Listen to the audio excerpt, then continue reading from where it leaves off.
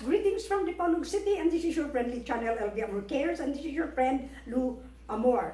So, maghiskog usab kita bahin niya ng kabuhi lang yapon as usual, pero this time, unsaon man nga, dili kita kabuhion, dayon natong katulog. Mga man yun problema nato diha, no? Kung ang kabuhi nato mo andar o adlaw magproblema ta mo samot gina siya kun gabi ang iyang i-andar. So ano na ko'y mga sulbad ni anak nga problema, no? Ako sa akong bahin, sa ako ang pagkakabuhi-unon gayon, kung magabi soft diet gyud ko, no? Mag soft diet, oatmeal or arroz caldo. Moro ginay akong ipanihapon. Of course, naay mga sudan, no? Pero dili lang ko niya ng rice aron dili heavy ang atong tiyan. Kay kung heavy gayon ang atong tiyan na yung katulog, di gyud ta katulog kay acid musaka, no? Musaka. So, lugaw or oatmeal mo'y atong kanon sa panihapon early mga 6:30 to 7, no? Dayon kaon og fruits kanang saging. Saging is good for kaning anyang alkalinity ni anang saging, alkaline na siya, magkayuri pa natong kuana ng alkaline, no? Alkaline mangud ang saging, so may po na siya kanon kanang idungan nato sa panihapon or apple. Kay kanang apple, maayo mong unang kabuhi, ganahan kay na siya ng mga watery bitaw kanang mga succulent nga foods, just like watermelon, saging, apple, kanang mga avocado, no? Maayo ka na siya sa during dinner or supper, no? Kung whatever kita manihapon. Of course, isda lang, ayaw na ng karne, no? Kung magkarne kita o paniud to, ay na pagkapanihapon na fish, no?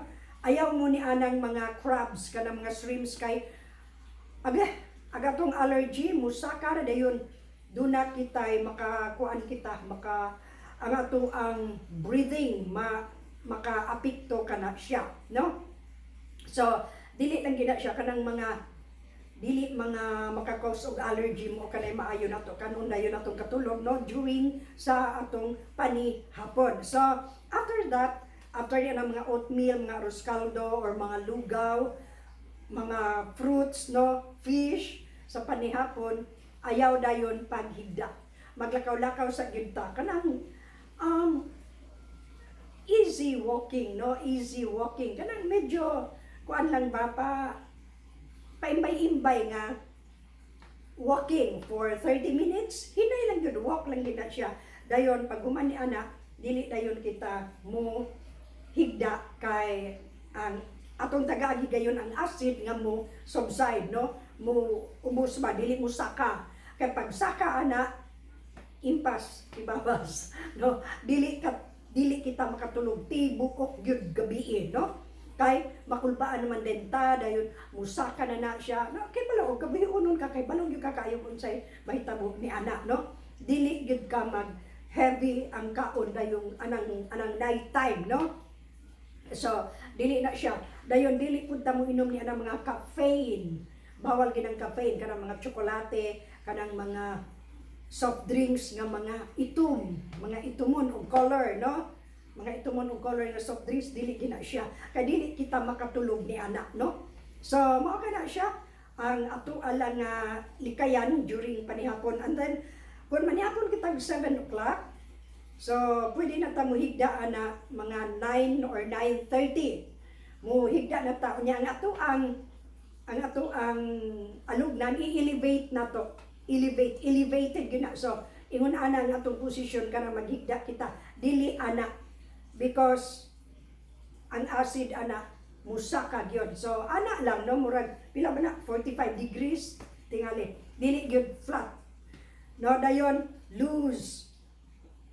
Sinina kanang ikalatulog nga luag, dili tong pinafitting. Maski kanang panty nato nga kanang pinahugot, dili na siya pwede. Luag gyud, no? Aron murag free flowing tanan, no, ang atong blood circulation sa ato ang lawas, no, dili mo hugot diri sa ato ang kanang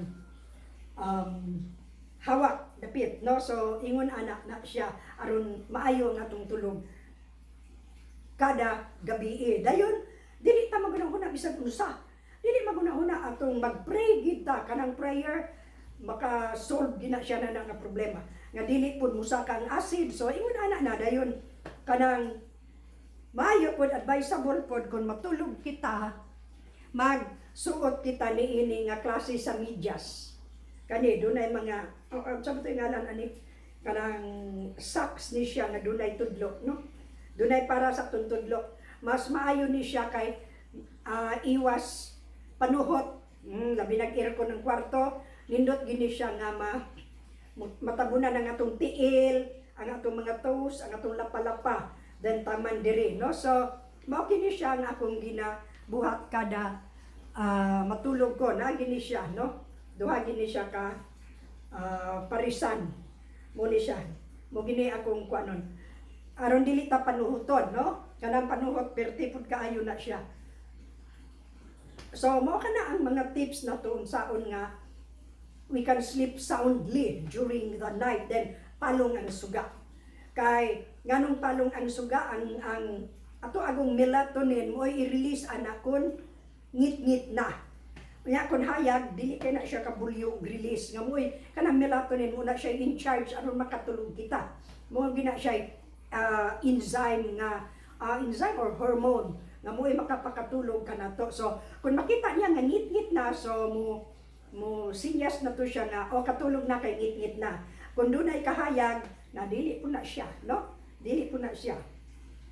Pero doon na po ibang tao nga, bisan pag gasiga ng tibuok ko suga, matulog-tulog na siya. No? Pero talagsara kaayo na, talagsara kayo na.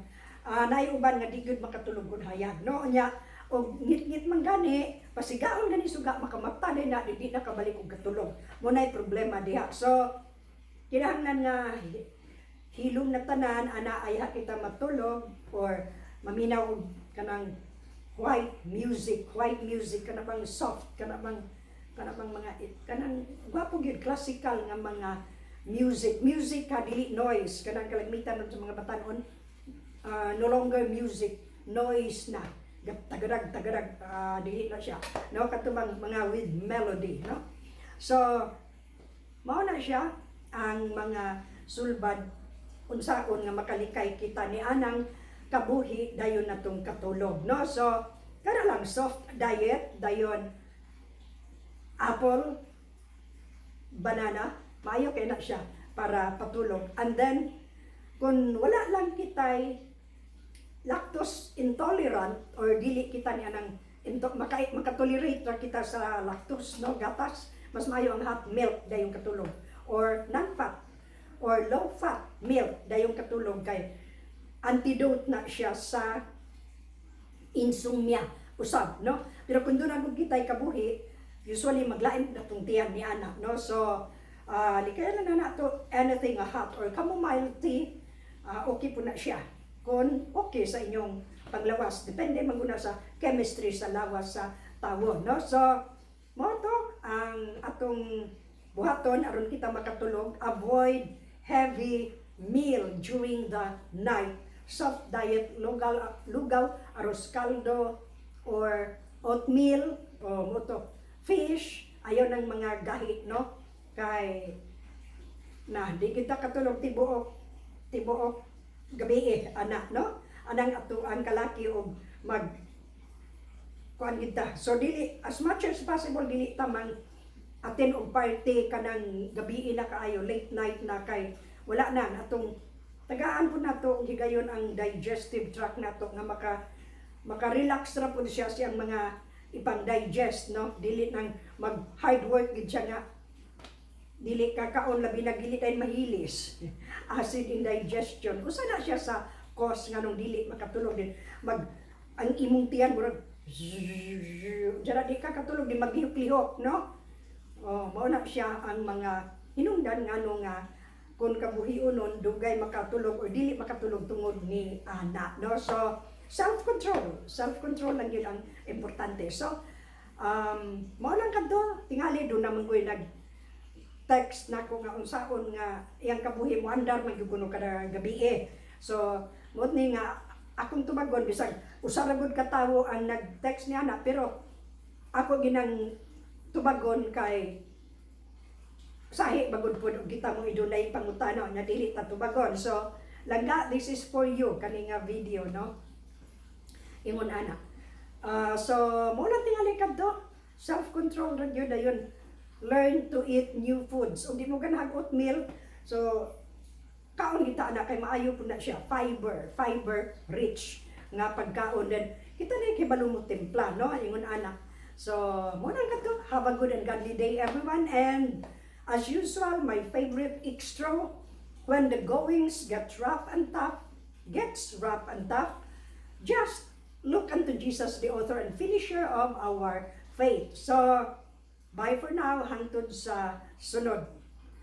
As usual, you know what to do. If you like the content of this channel or this video. So, bye-bye, hangtod sa sunod. Don't forget aning klase sa medyas. Kanang dunay kulamoy. Kanang mga kulamoy nga mga medyas, no? Aron maayo ang atong tulog. Nya, don't forget to pray. Muna siya importante. So, hangtod sa sunod. Bye-bye. Love you all, guys.